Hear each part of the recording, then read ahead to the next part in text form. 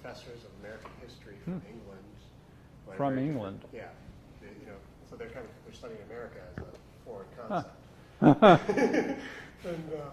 I had a woman from Germany who her and her husband had visited Kennedy's birthplace, and now they wanted to visit before he died on another trip. It's very unusual how the diverse amount of people that I just happened to grab off the street. It's gone that way for 30 plus years. 30. What are we on? 30. 39 to 40. Wait a minute, it's 40 this year. It's 40 in November. Yeah. Yeah, and then plus I interviewed local historians and Payne, Michael Hazel and stuff about the general history of the Plaza in Dallas beforehand. Great. It's going really well. Good. All right. So we're all set. Okay. Start this off. Ask people your name, where you live, and what you do for a living. That's a big question. I'm Robert Deckard. I live in Dallas. Do you want my address? No. I live in Dallas, and I'm the chairman, president, and CEO of Bealo Corp. What all does Bealo encompass now? What is We've become a fairly large company over the last 20 years. We've been publicly held since 1981. We, of course, grew out of the Dallas Morning News and entered the broadcasting business early. I suppose we began in the early 1920s in radio, then went into the television business in the early 50s. But until we became publicly held, really the company was Dallas-based. It was the Dallas Morning News, WFA television, 2 radio stations, and some other assets we had around the country. In the ensuing 20-plus years, we've quadrupled in size. The Morning News remains our largest newspaper. It's certainly the emotional heart of our company. But we also own the Providence Journal, which is the oldest continuously published newspaper in America, the Riverside Press Enterprise. Then on the television side, we have 20-plus television stations around the country. Most of them we own directly. Some of them we operate through what are called local marketing agreements or other kinds of partnerships. And then we are also in the cable news business and increasingly in the internet business through Bealo Interactive, which is a wholly owned subsidiary we started in 1999. Altogether, revenues are approaching $1.5 billion, and as I said, the Morning News remains the largest operating company among all of those. And so, at what level do you kind of involve yourself? What does your job entail as far as how deeply do you involve yourself? My role is not unlike the role of any chief executive officer. It's to determine policy, broad policies, allocate resources among our operating companies, and ensure that whatever operating plans we establish at the beginning of a financial year are met or hopefully exceeded. I essentially report to the board of directors. They are collectively the men and women who ultimately set policy for any company, particularly a publicly held company.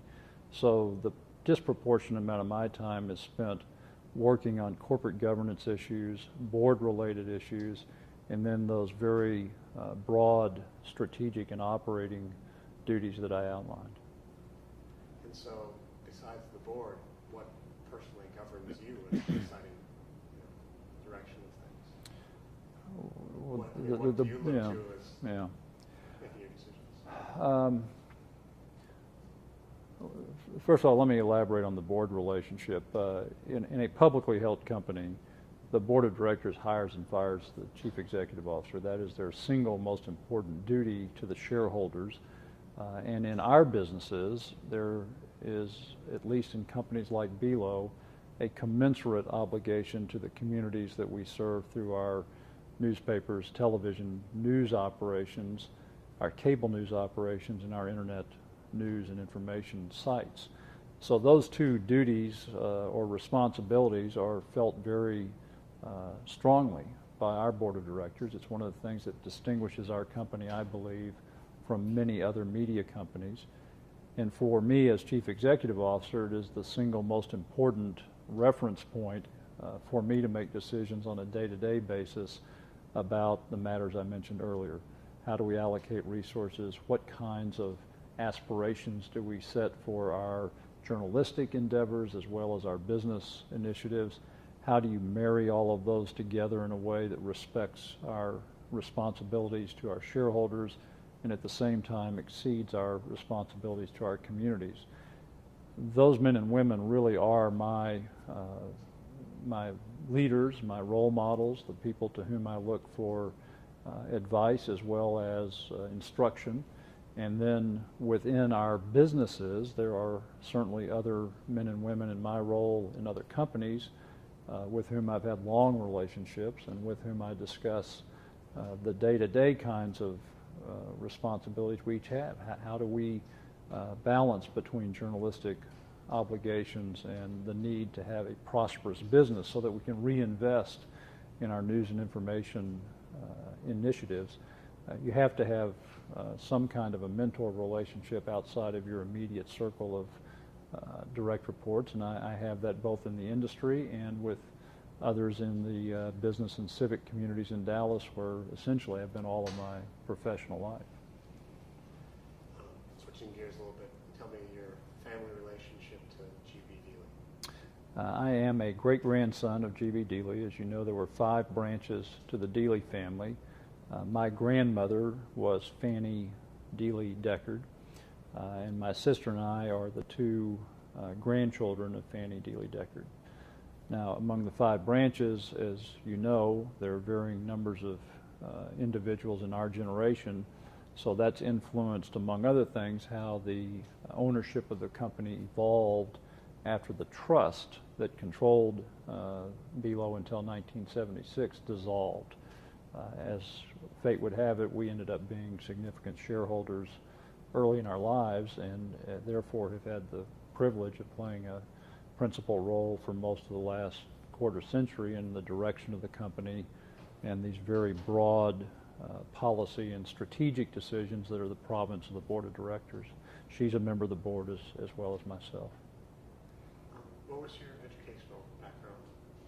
I went to St. Mark's School of Texas here in Dallas for 11 years, went to Harvard College, and then came back to Dallas. Our father had died when I was a senior in college, and my sister and I found ourselves in a most unusual position of being in our early 20s and having this very significant shareholding role. So essentially I made the decision to come back here rather than pursue what probably would have been a journalistic career for at least some period of time. Yeah, you had worked in the paper at Harvard, correct? Yes, I was president of the Harvard Crimson. And you planned on going on to journalism there? Oh yes, I was actively seeking employment, and then our father became ill, seriously ill, my senior year in college, and I decided I better forego the early 20s reporting stage and come back here. So, what was it? Did you just feel a family responsibility, or did you feel that it was a challenge, or what was it that made you? It was both of those things. Just commonsensically, when you and a sibling are the 2 largest shareholders in a company, or are at that time likely to become the largest shareholders. This was in 1972. The trust was scheduled to dissolve in 1976. It's incumbent upon one or both of us to become well informed about the company, its governance, its choices in terms of how we were going to transition ownership following the dissolution of the trust. So she at the time was the mother of 2 young children, and her husband was moving up in his legal career, so it made sense intuitively for me to come back. And at the time, we had a very progressive management training program at the Dallas Morning News, which I joined. So I had the opportunity early on to spend 3 years moving through the newspaper along with a number of other people, most of whom ended up playing prominent roles at the Dallas Morning News, and more than half of whom were not family members. That's why I say it was really quite a progressive program, which we now emulate on a larger scale in a much more complex corporate environment. But a lot of credit, I think, goes to the leadership of the company at that time to be thinking that in a far-sighted way and broadly about those matters. So who in your family, of G.B. Dealey's family, is still working for the company? Of course, myself, my sister and I are each on the board of directors.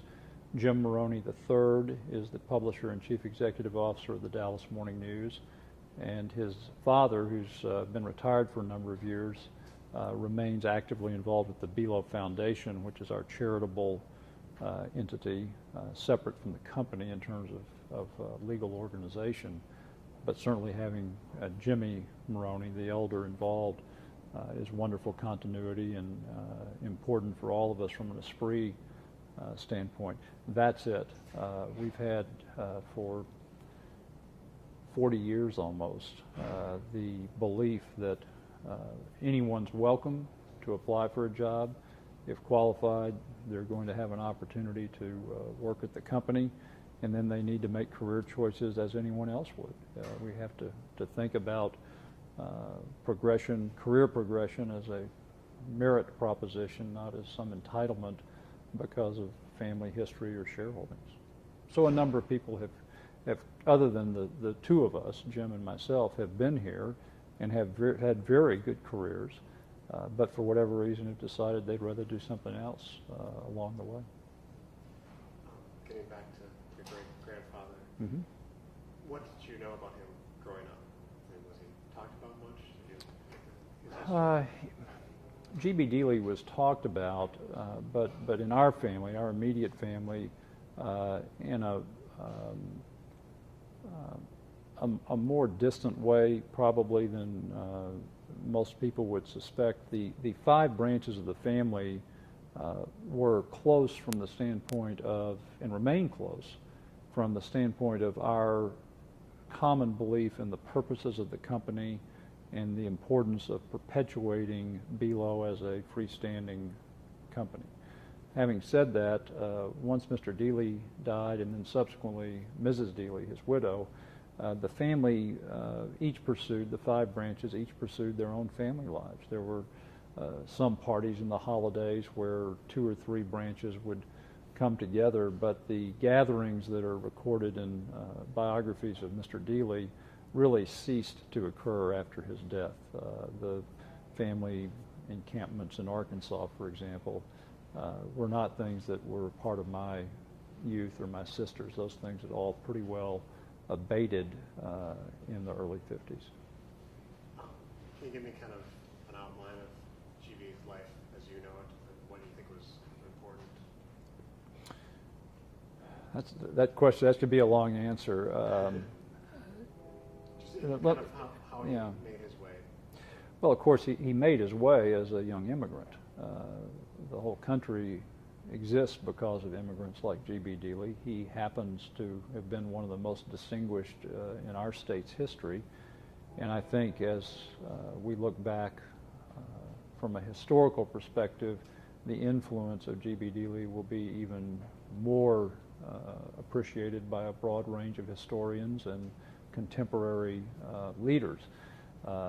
His whole life was centered around the Dallas Morning News, the art of journalism, the practice of great journalism, and engagement with community in the most constructive way possible. His interests were very Catholic. He had a passion about urban planning, which is well documented, but he also had a passion about history, and as a result was a founder of the Dallas Historical Society. He pursued an intellectual life and organized regular groups of his peers who would discuss literature and current events and history. He had a lot to do with the evolution of our library system in Dallas. He was intensely interested in education and helped the creation of Southern Methodist University and advanced the idea of public education, both the secondary and college level, and on and on and on. I think his leisure, if you will, his hobby, was the city of Dallas and the state of Texas, more broadly defined. He helped found the Texas Philosophical Society. I think actually the name is the Philosophical Society of Texas, but on a statewide basis, he tried to evidence those same priorities in terms of how he spent his time and encouraged others who influenced our city and the state to spend their time. He also put his resources behind it, the resources of the company, the risks he took with some of the bolder journalistic and editorial positions of the Dallas Morning News. He put his personal financial wherewithal somewhat at risk in helping create parks and open space and things of that character. He was, by all accounts, an extraordinary man, a genteel man, at the same time a very determined person. You cannot accomplish what he accomplished without being determined as well as farsighted. So the things I know about him, since he died 4 years before I was born, 5 years before I was born, really are through the eyes of historians and somewhat through anecdotal family stories, but far more through the eyes of historians, which I think is again a testament to him, because those tend to be more objective views of the man. You'll note there are no autobiographies by G.B. Dealey. That was not the way he saw his legacy being created. It was through deed and initiative and history's view of those deeds and initiatives. Do you have any anecdotal or family type stories that kind of tell you about his character? Oh, most of them are pretty well told in the literature. Acts of kindness towards individual employees during the Depression, both in terms of financial support and emotional support. Certainly the risks he took, most famously taking on the Ku Klux Klan, but there were numerous other news and editorial stances that he took that were not very popular and perhaps even unpopular. His daily naps, things like that, but not having been alive when he was and had an experience with him as I had the privilege of having with my maternal grandfather, it's hard to do more really than recite what's in the books that have been written about him and the articles. Do you ever go down to Dealey Plaza today? Rarely. I think about it, and I mean that not in a flip way. I've had on a to-do list for a couple of years getting our family together and just walking Dealey Plaza in the neighborhood, which is now beginning to be a bigger and more interesting neighborhood. But if the question is, do I go to Dealey Plaza and reflect? No. He has Dealey Plaza well under control. Doesn't need me down there stargazing. We did, I think you know that one of the only additions to the plaza since its construction is the installation of the 2 flagpoles, which were dedicated to my father. So in terms of family impression, that was a very important day for my mother, for my sister, and for me, and for our immediate family. Ironically, that happened in what I would characterize as the best way possible, which is to say a friend of my father's took the initiative without our knowledge and somehow cajoled the city of Dallas into doing this. But the plaque that's there, I think, is a pretty good summary of my father's life as well. It's off to the side to the north and west of Mr. Dealey's statue. Do you find it at all sad that people kind of often don't recognize that Dealey Plaza is actually named for a person? No, I have no melancholy about Dealey Plaza at all. It's only positive things, because that's the manner in which it was created, not strictly by G.B. Dealey. It was a classic example of an initiative he supported, facilitated, and then ultimately was credited with having helped bring to fruition. If you think about the sequence, it wasn't something where he went to the city of Dallas, said, I want to give you this land and name a park after me. It was almost the inverse, and the naming for Mr. Dealey, which he is reputed to have resisted, occurred later. I think the truth is, like all of us, he appreciated being recognized in an appropriate way at the appropriate time, and that was the pinnacle, in my mind, of the deserved recognition he was given by his fellow citizens over most of the last half of his life. By the time he was 50 years old, he had already accomplished a great deal, and in the ensuing 30-plus years, became probably the single most influential person in Dallas quietly, and when recognized, he responded with humility. So I see Dealey Plaza as a wonderful reminder of the influence an extraordinary man had on a city as it grew through the first half century and then next quarter century of its life in a very important way. So I celebrate Dealey Plaza, and I don't look back on history and wish it were otherwise.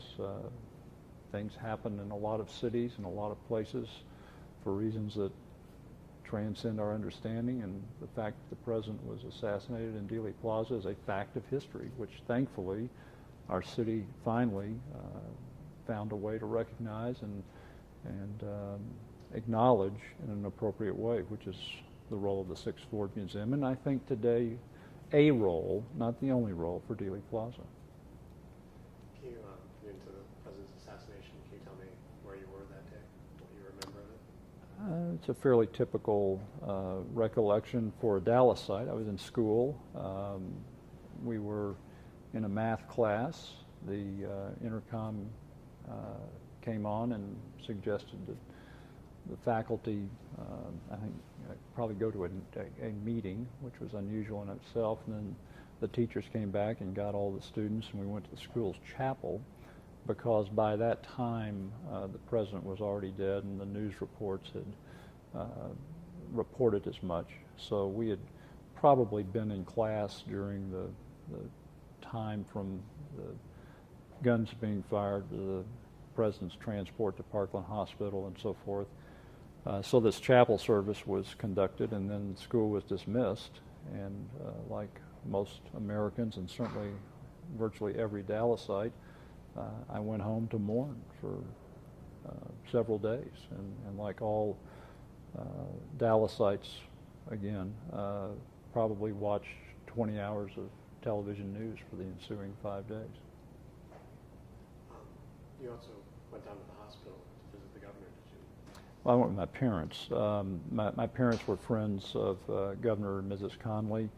As you know, he was gravely wounded, but by 2 or 3 days following the assassination, he was well enough to see some visitors. My parents took my sister and me with them. We didn't see Governor Conley, but we were at Parkland Hospital in a waiting room. There were a number of other people there, security people, so it was not as if we were the only people visiting. It was very brief, but it made a powerful impression on all four of us. It reminded us of the tragedy of what had occurred, the serendipity that the governor wasn't killed, and yet how awful a day it was for our city and our country that 2 men of that stature could be gunned down in a public plaza. It's probably that single idea more than anything else that explains why this is such a powerful memory for Americans of now 3 generations and people all over the world. Did you kind of realize your family's importance at that point, or your family's connections, or were you aware already of who your parents were friends with?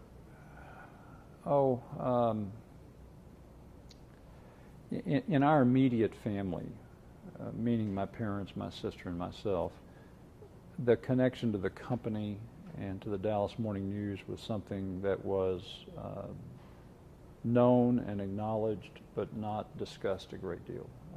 Our family life did not center around my father's role at the Dallas Morning News or Belo Corp to the degree there was a separate corporate office at that time.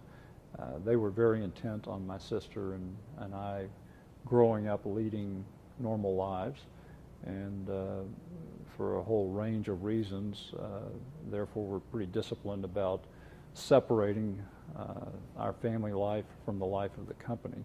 Certainly that was a revealing experience that this could happen. The Dallas Morning News was a part of the story, as you know. I probably was aware that my parents knew Governor and Mrs. Conley, but surprised to find myself at Parkland Hospital. I know that they were that close. I think it wasn't really that they were so close, but that my parents felt an obligation as friends and as citizens of Dallas to pay a visit and express not only our regret for what had happened to him, but our regret for our state and our country generally. That's an interesting dimension of the life of companies like ours. You have a personal life, you have a company life, and then you have this public life, which is not always understood, and in many companies, including ours, never emphasized. But we feel a very deep obligation to community in that sense. Really, that's what was going on when we went to Parkland Hospital. How much did the president's death here impact your family personally? And just kind of, I don't know, when people heard the Dealey name and made connections through the family. Well, of course, our last name not being Dealey, we weren't as directly associated in the minds of friends and acquaintances. Certainly my sister's first name being Dealey caused people to think again about what connection might exist, and there was some of that, I think, not a lot, for her to contend with. But I don't think that our feelings really were much different than the feelings of most people in Dallas. It was a sense of great sorrow, regret beyond description, but unlike the external view of it, not shame. I was never ashamed of Dallas as a city. I was never ashamed of the Dallas Morning News. There was a lot of press about, the shame that had come upon Dallas. The shame was for a time in our country's history where things could be so dissynchronous that we had some of the incidents that preceded the president's visit, and we had a situation where a lone assassin or more than one assassin were moved to do something so brazen and so destructive, not just of the people who were hurt, but of our country's democracy and sense of equanimity. Those things, I think, were felt very heavily by all Americans, and particularly by us in Dallas. And we then were confronted with these conflicting feelings in a lot of different ways when we traveled in this country, when we traveled overseas. As it happened, our family, my immediate family, went to England and Ireland, and then to Germany and Switzerland the next summer. It was the European tour that my parents had always aspired to take with my sister and myself, and we found in several places a great deal of resentment toward Dallas, which was hard for me to understand, because this idea of shame and guilt was more about a few people and a circumstance in our country, not about Dallas. I mean, the idea that a city of hate, what does that mean? There's no such thing. And the fact is, there have been equally tragic things that have occurred in other cities around the world for all of time. And I just felt a sense of unjustness that for whatever peculiar set of reasons, Dallas was being characterized in this way, whereas that had not occurred in similar situations in other places and at other times, and didn't subsequently. So as an adult, I had a lot of conviction about the city addressing retrospectively some of those conflicting emotions, and we and our company have, I think, done a lot to find some equilibrium about all this over the last 15 to 20 years. How long did you notice that last, where people would hold something against you just from being from Dallas? My guess is there are pockets of resistance even today, but I think they're very, very rare. I've said many times that of all events, who would have thought that the television program Dallas could deflect attention from the notion that we were a city where people hated. But that happened. I cannot remember watching a full episode of the television show Dallas, and some of our television stations made a lot of money off of the show Dallas. But what it did for our city, in ways none of us could have anticipated, is it created a different cachet about Dallas. Whether it was hokey or not is beside the point. It caused people in this country and abroad to think of Dallas in a way different from their feelings that were really rooted in the assassination. And concurrent with that, the Dallas Cowboys became a phenomenon. Again, I'm not the biggest football fan in the neighborhood, much less the city or the country, but it is, in retrospect, it is quite remarkable how those two things together helped the country, and particularly Europe and the UK, get past the feelings that were very real and in evidence from 1963 until sometime in the mid-70s. Those 10 to 12 years were pretty tough on Dallas. The first public thing done for Kennedy's assassination was the Kennedy Memorial. Yes. Was Dealey involved in all in contributing to that? I don't believe that we were. We may have made a modest contribution. I'm reasonably sure we would have said something favorable about it on our editorial page, but not having done the research, my suspicion is that we were not overly enthusiastic and did not take a leadership role. Many people in the city's civic community and amongst our civic leadership were very conflicted about how to deal publicly with the assassination. So while Stanley Marcus and Eric Johnson and others deserve great credit for causing the memorial to be built, took longer than it should have, but they got together enough of a consensus to proceed.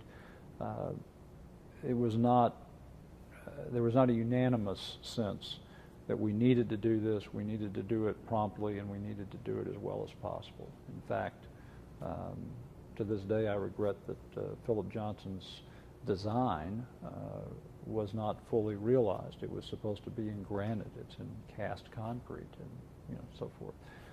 But I think the site is a good site. It's prominent. It's been visited by millions of people over almost 30 years' time. I guess it was finally installed in the early 70s.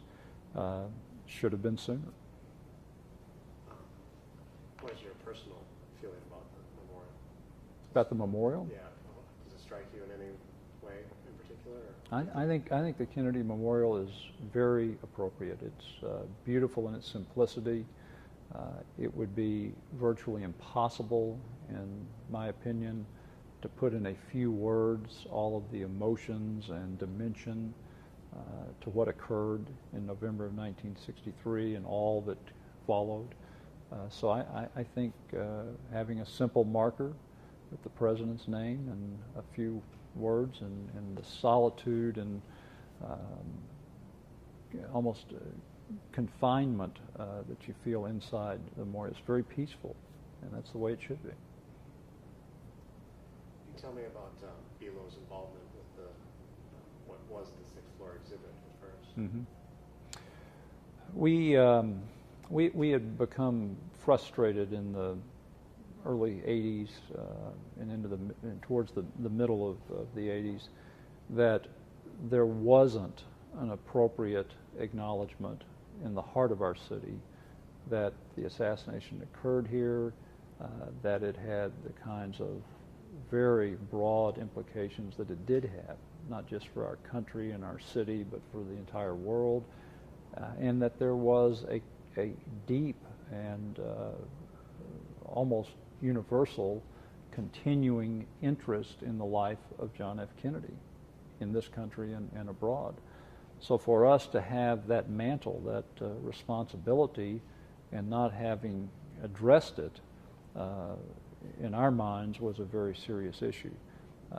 The approach, as you know, was for the private sector to be in charge of remembering the assassination, which equated to 3 or 4 hokey storefronts operated by well-meaning people that had more inside for bumper stickers and assassination conspiracy theorists than any semblance of acknowledgement of what the president had done in his life and what his accomplishments had meant for our country, or what his death had in turn meant for the whole world. So we had some discussions, and by we I mean Jim Maroney and I and some others, with the county judge, with the leaders of the historical community, and resolved that we needed to do something that was appropriate, sophisticated, comprehensive, and extremely sensitive to all of the feelings, to all of the dimension of the event that came to be known as the assassination. Keep in mind that at the same time, all of the assassination conspiracy theorists were in full gear. The Warren Commission's work was being picked apart. There were all sorts of theories being advanced. Oliver Stone was about to take the field with the movie version that came a little later, but the makings of that were all around us, and that to me made it even more urgent that we do something. So Dave Fox, who was the county judge, Lynn Adams, who was then the head of the county historical commission, myself, and 2 or 3 others, devised a plan to take the 6th floor of the county administration building, which thankfully had been bought by Dallas County. There was a chance that it could have been demolished. And to the county's great credit, they made it the seat of the Commissioner's Court. That too was a choice. They could have bought the building and made it a warehouse. Instead, they purchased the building and made it the seat of county government. Symbolically and in so many other ways, that was an extraordinarily important decision. Once that decision was made, our opportunity was to do something fitting on the 6th floor, to do it in a way, as I said, that was comprehensive, sophisticated, and very sensitive. And so we got the money together to do that. The county agreed to make the space available. Most of the financing came from the private sector, some from the county. And we came up with a business plan for the 6th floor exhibit, which suggested that we might have positive cash flow in the early years, but had very conservative projections about attendance. We also chose the word exhibit on purpose. Really, it was a historical exhibit. That was the concept. We believed at the outset that creating a museum implied certain things. It implied that we were creating a memorial to President Kennedy, which already existed, that it was a museum only about his life and times. There was a presidential museum being built, so that wasn't our role. We believed what Dallas needed to do was acknowledge all of these events in the most appropriate way possible, and for us that meant a historical exhibit that took into account all of these broad themes and events and dimension. So when we set about the task of actually programming it, we hired one of the leading historical exhibit designers based in Washington, D.C., and asked them to take that approach. I believe it has served us very well. It's been curated beautifully over the years. It's been expanded, as you know, and along the way, the name was changed to museum because, frankly, from a marketing standpoint, it made more sense to the public, which was fine once we had it in place and you could take someone there and say, this is what it is. When we were envisioning what it should be, though, we wanted to stay away from anything that would in any way limit our ability to have a truly high-quality result or create controversy or deflect attention from the purpose. So that's why we chose the name of historical exhibit. Of course, once it was in place, the crowd started coming. I don't know that it mattered what we called it, and we've had the great benefit of choices about how to use the cash flow, the positive cash flow, to curate the exhibit, expand, and do things that I think none of us really thought were possible, would be possible when we set out to build the exhibit. So you're happy with what's happened with the museum? I'm very happy with it. Personally, our company is gratified by the work that began with the group that I identified, and many other men and women have taken up and developed further. The administration of the exhibit, now the museum, has been superb, and to see the expansion to the 7th floor for traveling exhibits and the prospect now that Dealey Plaza will be restored to its intended grandeur, and some of the spaces on the north and west side of the Schoolbook Depository building perhaps acquired and drawn in to the whole experience. These are remarkable outcomes. So yes, I'm very pleased, and as I said, our company and our foundation are gratified.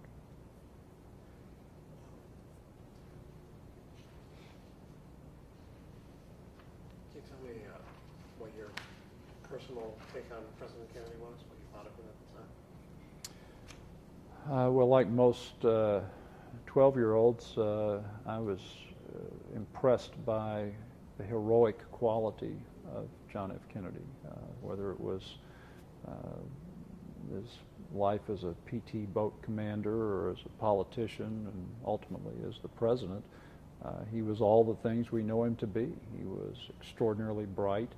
He was charismatic almost, certainly dynamic. He knew how to lead people. He was a brilliant speaker, an inspirational speaker, and he gave the aura of representing a whole new generation of leadership in our country. So even in a city that was pretty divided in the 1960 election in terms of people of voting age, for those of us who were in our early teens and mid-teens, President Kennedy was an inspiration. And that's the way I've always looked upon him, even as history in its deserved revisionism reveals things about his life that weren't apparent at the time. But as a boy, I had read Why England Slept, for heaven's sake, his thesis that was converted into a book, and was just fascinated by him. Looking back now, where you're at now, how do you think he compares with the other presidents in your lifetime?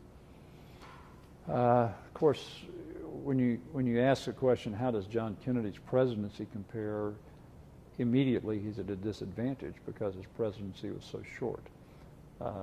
My belief is that history will always view him as one of the most dynamic presidents of the 20th century, but there's really no legitimate case to make that he had the impact of many other presidents, including Lyndon Johnson.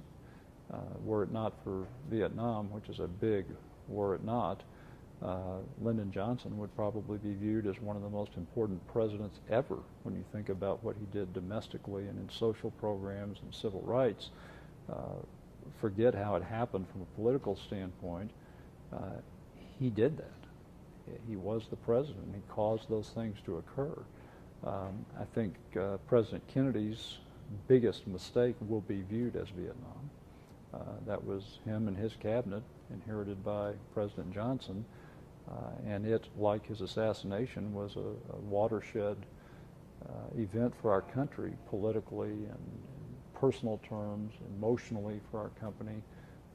So, 50 years from now, I'm not sure that the substance of his presidency will match up as we might think it would today, but certainly the approach he took to the presidency, the cabinet he assembled, the universal or uniform brilliance of the men and women who surrounded him will distinguish his presidency for a long time to come, and should. Have any other presidents caused you to kind of have that spirit of admiration since him, or was that just part of boyhood, or was it him? I think you answered the question. I mean, when you're 10 years old and impressionable, someone like John Kennedy makes an enormous impression. My guess is if I had the unlucky experience of being 10 years old in 1933, Franklin Roosevelt would have been even more inspirational, because he said to a country that was near the brink, I'm going to bring you back, and I want you to trust me and follow me, and those who did were rewarded. That's quite extraordinary. So how you evaluate a president has a lot to do with where you are in your personal life, your personal experience, your age. So I think I'll buy your answer on that one. You touched on Oliver Stone coming here. Did you ever watch his final film? I didn't watch 1 minute of it. And just no interest? Or? First of all, I do not believe in any of the conspiracy theories that have been advanced. Secondly, while I respect the need for filmmakers to take on any subject in any manner they feel is appropriate, personally, that film, the idea of that film was troublesome to me, mostly I think because of my personal experience, and similarly anyone who had been in Dallas in 1963, whether you were 12 years old or 22 years old or 72 years old. JFK was a tough film from what I know of it. And I just, having it made here in Dallas was very unsettling to me. I was, as a matter of fact, in my office the day they recreated the assassination. I had to leave. It was a weekend, and they staged the motorcade and right out here on Market Street, and every 20 minutes they'd roll and turn the corner, and guns went off, and I called my wife. I said, I'm going. I don't know where I went, but I wasn't going to sit here and listen to that all over again. What do you think about kind of the conspiracy subculture that's developed in the vendors out there, conspiracy museum, just how it's free country? I mean, if you want to live your life surrounded by conspiracy theory, whether it's this conspiracy or the hundreds of others that we've supposedly promulgated in our country, that's fine. I'd rather spend my time more productively. So I don't pay any mind, and it's an almost uniquely American phenomenon if you think about it. How many cultures or societies around the world have subcultures around conspiracy theories of any kind, much less with a marketing, promotion, almost distribution channel mentality? It's very American. What do you think the future holds for Dealey Plaza? Do you think people are still going to be visiting it 100 years from now, 200 years from now? I do. I think that for reasons that are really beyond our full comprehension, the site, the buildings around the plaza, the event itself, and all of its tragic dimension have captured the interest of people all over the world. And once that occurs, intuitively, it passes from generation to generation. Otherwise, how could you explain any number of destinations around the world for travelers? It's because families have been there and they remember, and their children here, or their school teachers been, or the film. I mean, the body of literature and film and television documentaries on this subject is extraordinarily large. And when you then put that in a 2003, 21st century video distribution environment, these are materials that are going to be instantaneously available to people all over the world. So rather than the way the world was in 1963, where you had to wait for CBS to have a documentary on its coverage of the Kennedy assassination a year later, this is going to be real time on the internet. If someone says, well, what about that thing in Dallas? Boom, it's going to be on a screen. This interview will probably be on a screen somewhere, and that's fine, because it helps us, all of us, reconcile ourselves to these kinds of seismic events that inevitably happen through the course of history. It's not the first event of its character. It hardly will be the last. Once the identity, though, of the location and the surrounding events is established, I think it's very hard to dislodge. The Ambassador Hotel is being torn down in Los Angeles, but the fact is that never became a site visited by the general public, admirers of Bobby Kennedy or historians or conspiracy theorists. That never really went on there. So just as the Ford Theater has survived, I think Dealey Plaza will certainly exist in its current form, and probably be a place of great interest for a long time to come. Have you personally, I imagine, met presidents? I have. Which ones? President Johnson. Now, meet is a big range. I mean, I've met and known some, President Johnson being one. I've met others more in a handshake environment, President Carter. I've met and known President Ford through business and civic activities after his presidency. Met President Reagan, met both President Bushes, know them reasonably well. Met President Clinton in a receiving line on a couple of occasions. President Carter, well, now that I think about it, I've met every president since John Kennedy.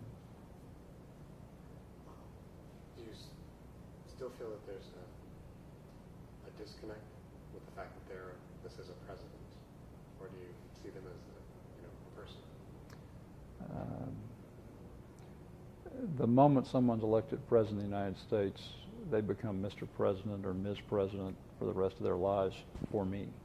That may not be true for other people, but President Bush is the president, and when I see him next, I will call him Mr. President, and I will call him Mr. President for the rest of his life when I'm fortunate enough to be in his presence, and I feel the same way about all of his predecessors. That respect, deference even, is a part of our democracy, and needs to be, if anything, it needs to be underscored, because the respect we all have for the office translates to how we all in turn respect our democratic rights. So of course someone becomes another person in terms of that part of a relationship, the respect and deference that the office deserves and in a sense bestows upon the person holding the office. I also believe that men and women do not change in their basic beliefs or behaviors late in life, and presidents are elected fairly late in life by our own Constitution. So they're the same human beings in a job with extraordinary pressure, and they deserve the respect and deference that our democracy bestows upon them. Thankfully, though, they remain the same people. Do you mind sharing your political affiliations? My political affiliations, they change all the time. Now, I am a genuine independent. And why is that? Partly it's how I view our own democracy. I find it hard to believe that a great democracy can be one-dimensional in terms of party or ideology. At different times in our country's history, the Republican Party has best served our country's needs. And just as the Republican Party serves our country's needs best at one time in our history, the Democratic Party has served it better in another time. Demands change. And I think that many Americans think this way about our contemporary democracy. Think about how political conventions have changed in the last 40 years. Think about how few people vote a straight ticket anymore.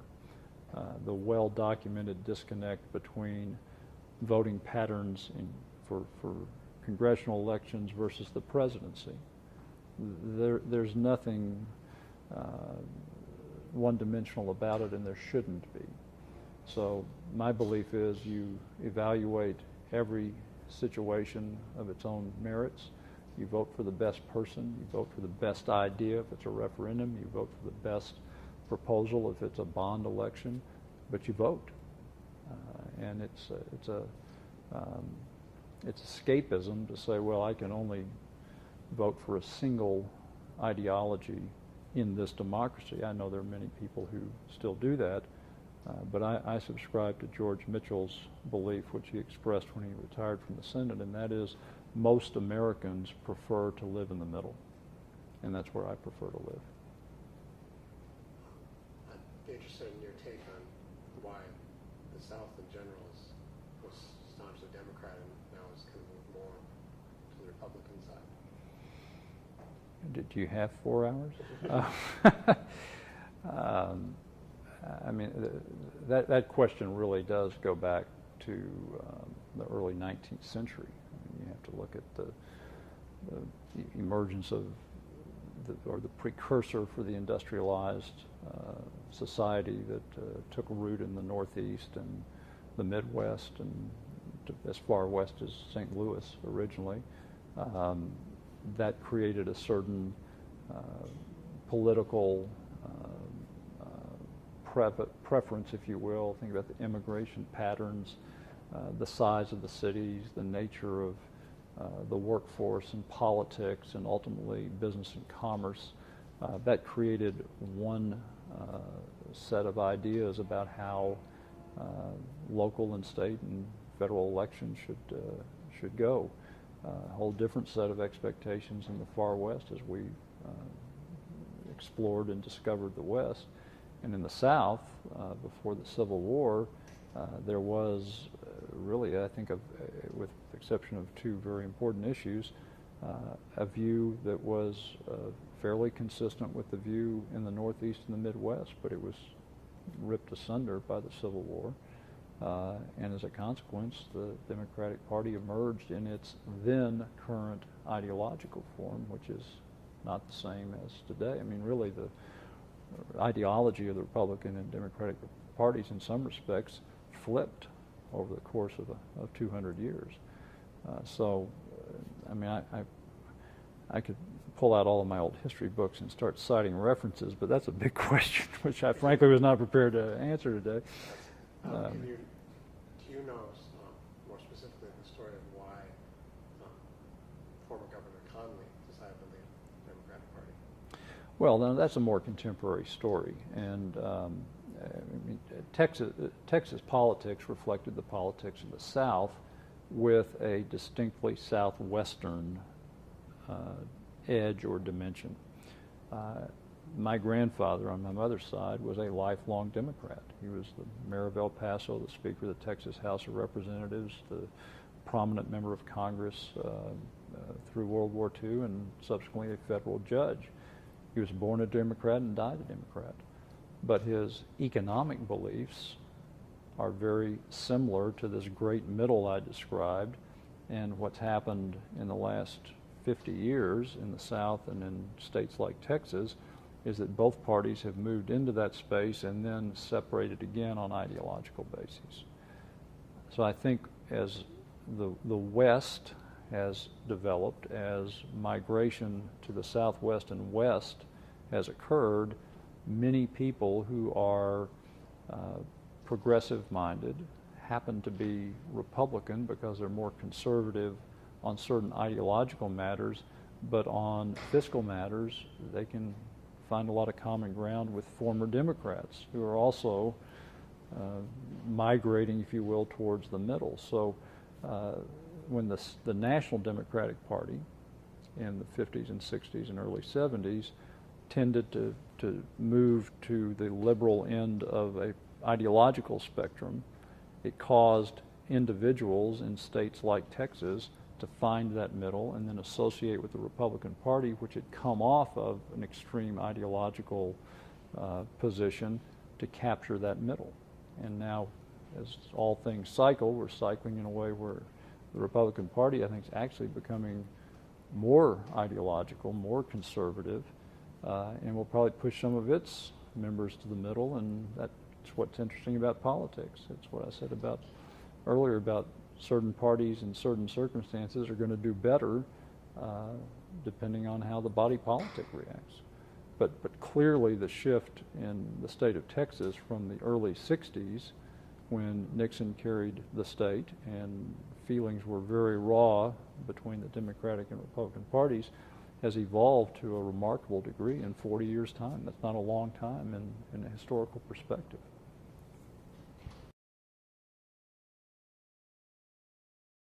Do you know specifically with Connolly if there was anything kind of straw that broke the camel's back? Because it seemed like a pretty big move for a governor. Oh, I don't. I mean, I don't have any personal insight into why the governor changed parties, but you're exactly right. It was a seminal moment in Texas politics. But I think it really was just a matter of his greater comfort with the economic and ideological policies of the Republican Party, in contrast to what had become nationally, on a national level, those same policies of the Democratic Party.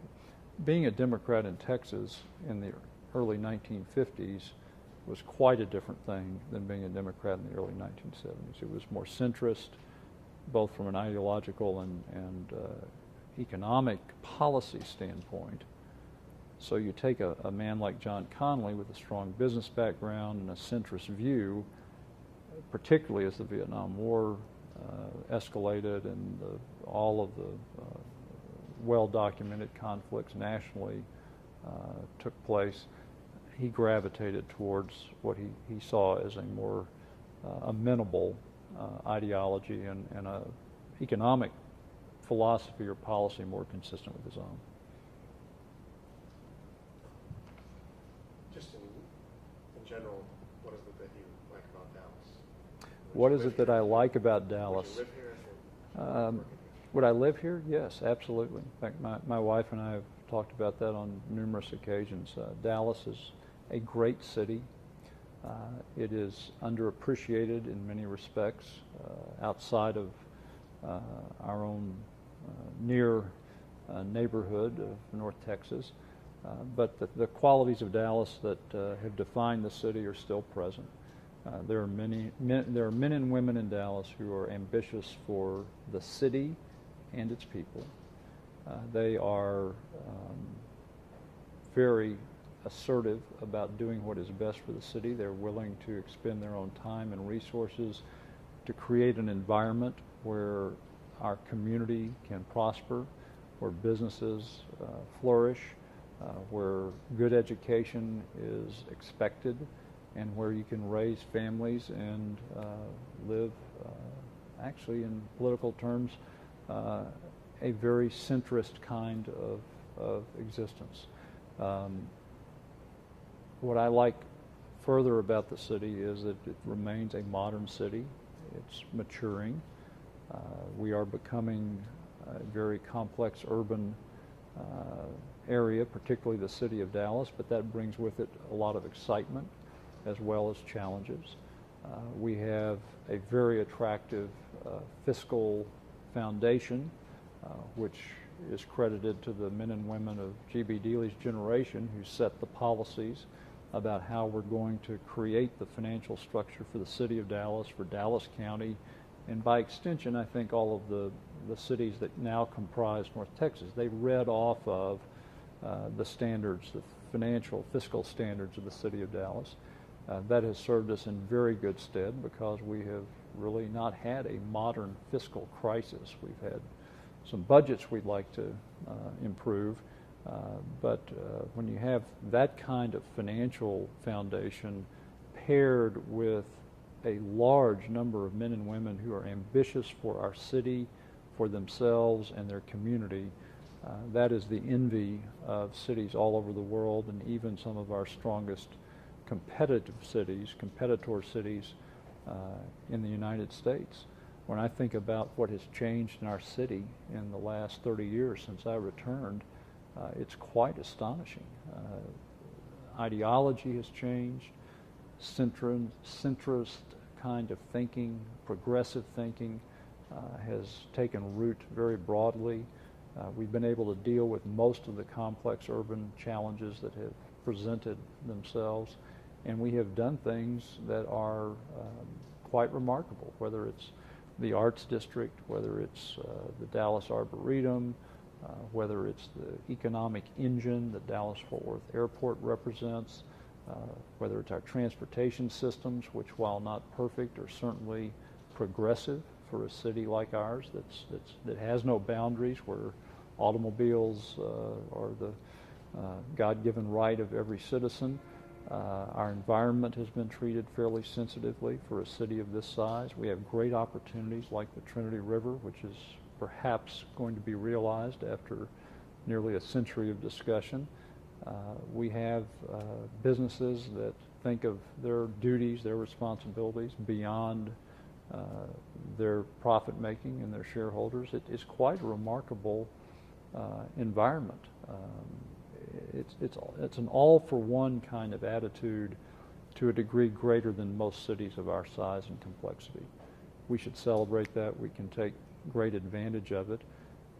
And it means on an individual basis, it's a very amenable lifestyle. And I think that's true not only for people who have a lot of resources, but the girth, the broad girth of our community, and increasingly we need to enable those with lesser resources to enjoy the same benefits that this city can afford. Many cities are dealing with endemic problems that will take decades to solve. We're, I believe, emerging in a very healthy condition from 2 decades where we've had to deal with some pretty serious setbacks. As I call it, the quadruple witching hour in the 1980s. We lost the banking industry, we lost the real estate industry, we lost the oil and gas industry, and we lost the insurance industry within the same 5 years. And the city's stronger today than it's ever been. Very few cities could make that claim. And we've rebuilt substantial parts of all 4 of those industries. So that kind of determination and aspirational thinking will serve us in very good stead for a long time. How much do you think that Dallas is a reflection of the legacy of G.B. Dealey?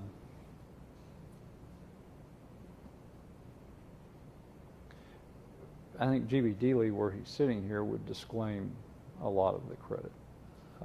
My belief is that historians agree that he and a small number of his peers defined the city as we know it today, set in place the framework within which many people have built our city over a century's time, and also created very important expectations about the way we conduct ourselves as citizens.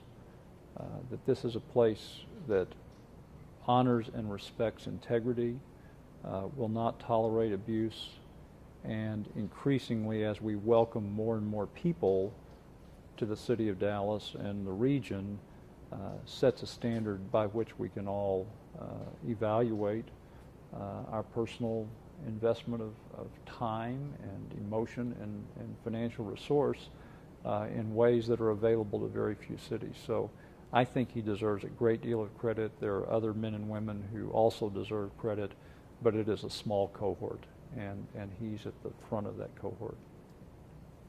And then just coming here from Minnesota, I'm really, I've been to most states.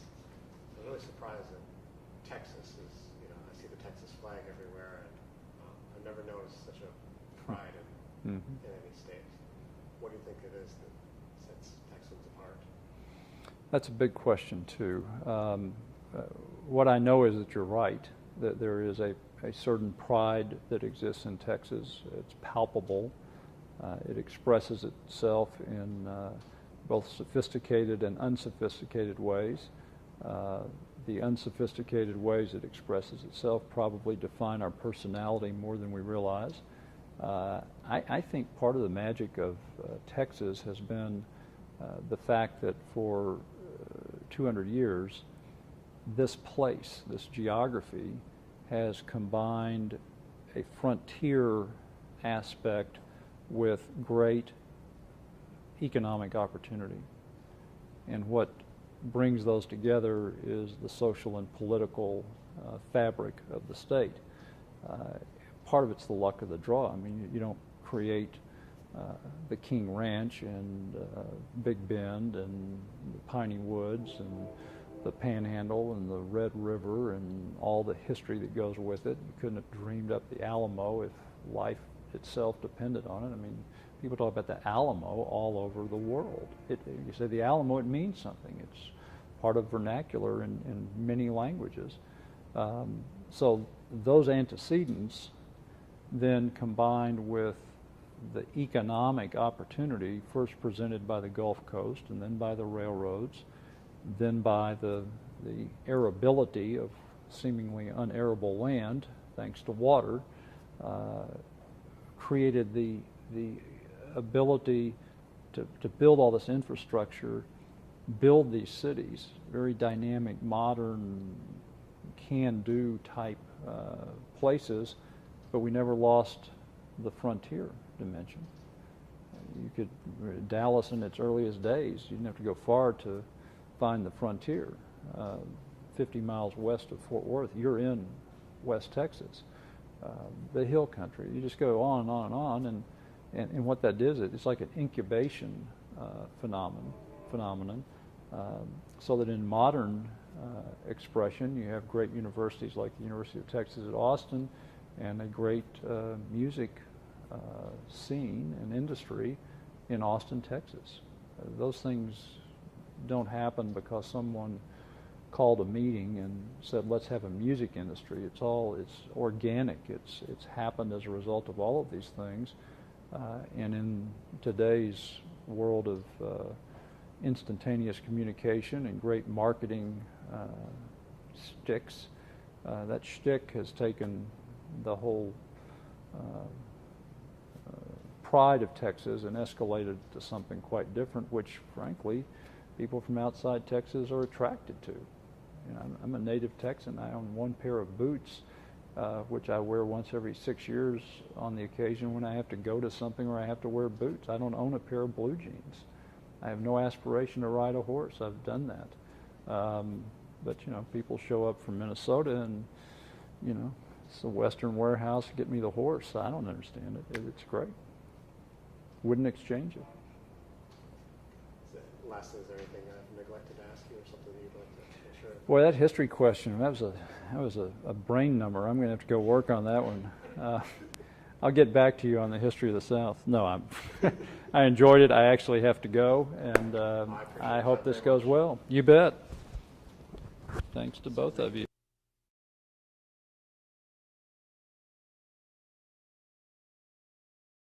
Journalistic endeavors as well as our business initiatives.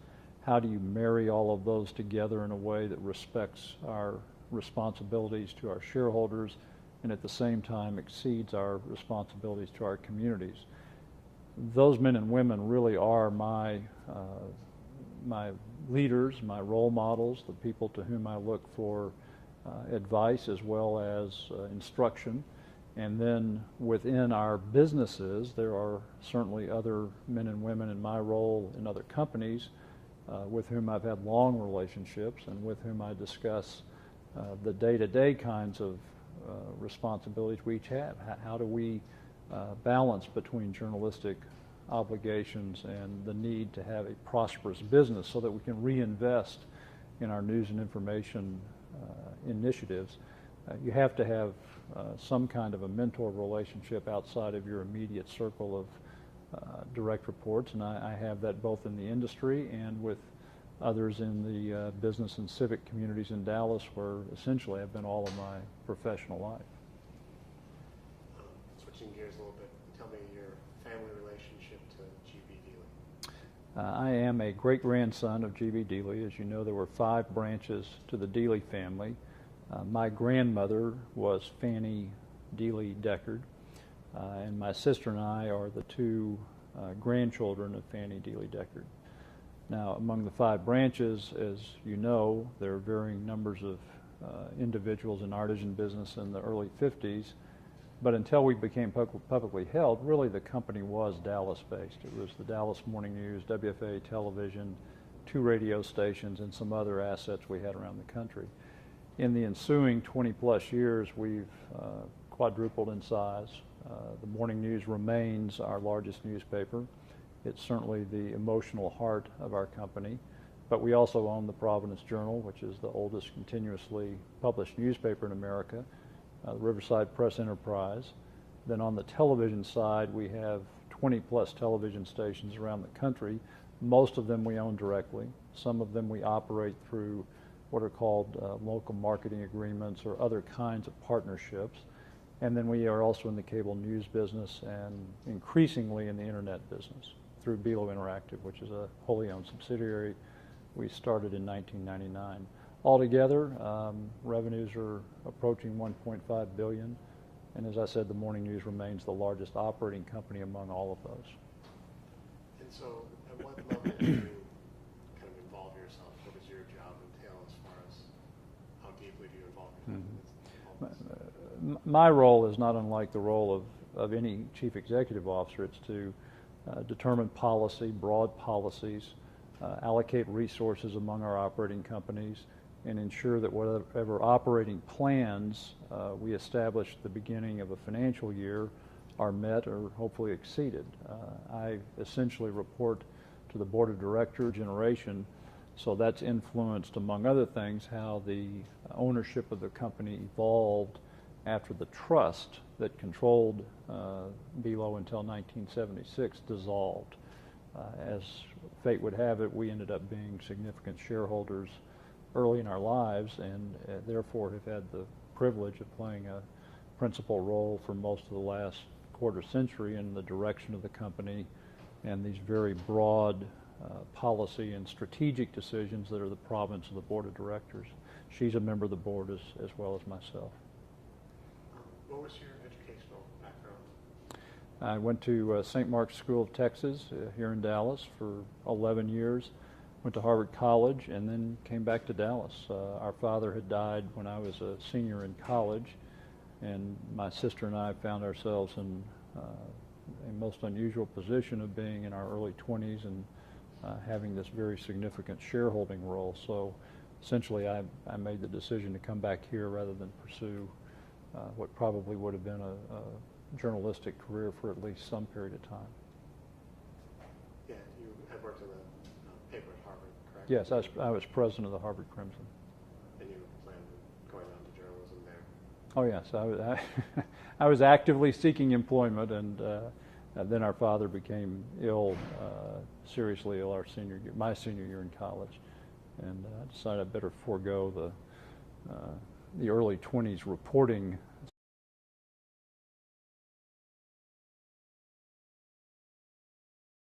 Professors of American history from England. From England? Yeah. So they're studying America as a foreign concept. And I had a woman from Germany who her and her husband had visited, Kennedy's birthplace, and now they wanted to visit before he died on another trip. Mm-hmm. It was very unusual how diverse amount of people that I just happened to grab off the street. No, it's gone that way for 30 plus years. 30. What are we on? 30. 39 to 40. Wait a minute, it's 40 this year. It's 40 in November. Yeah. Yeah, and then plus I interviewed, local historians and Darwin Payne, Michael Hazel and stuff, about the general history of the plaza in Dallas beforehand. So Great. it's going really well. Good. All right, so we're all set. Okay. Start this off, ask people your name, where you live, and what you do for a living. That's a big question. I'm Robert Deckard. I live in Dallas. Do you want my address? No. I live in Dallas, and I'm the chairman, president, and CEO of Bealo Corp. What all does Bealo encompass now? What is it? We've become a fairly large company over the last 20 years. We've been publicly held since 1981. We, of course, grew out of the Dallas Morning News and entered the broadcasting business early. I suppose we began in the early 1920s in radio, then went into the television. They are collectively the men and women who ultimately set policy for any company, particularly a publicly held company. So the disproportionate amount of my time is spent working on corporate governance issues, board-related issues, and then those very broad strategic and operating duties that I outlined. And so, besides the board, what personally governs you in deciding direction of things? What do you look to as making your decisions? First of all, let me elaborate on the board relationship. In a publicly held company, the board of directors hires and fires the chief executive officer. That is their single most important duty to the shareholders. And in our businesses, there is, at least in companies like Bealo, a commensurate obligation to the communities that we serve through our newspapers, television news operations, our cable news operations, and our internet news and information sites.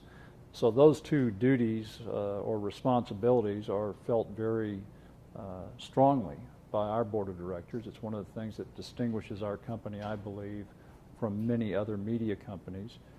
And for me as chief executive officer, it is the single most important reference point for me to make decisions on a day-to-day basis about the matters I mentioned earlier. How do we allocate resources? What kinds of aspirations do we set for our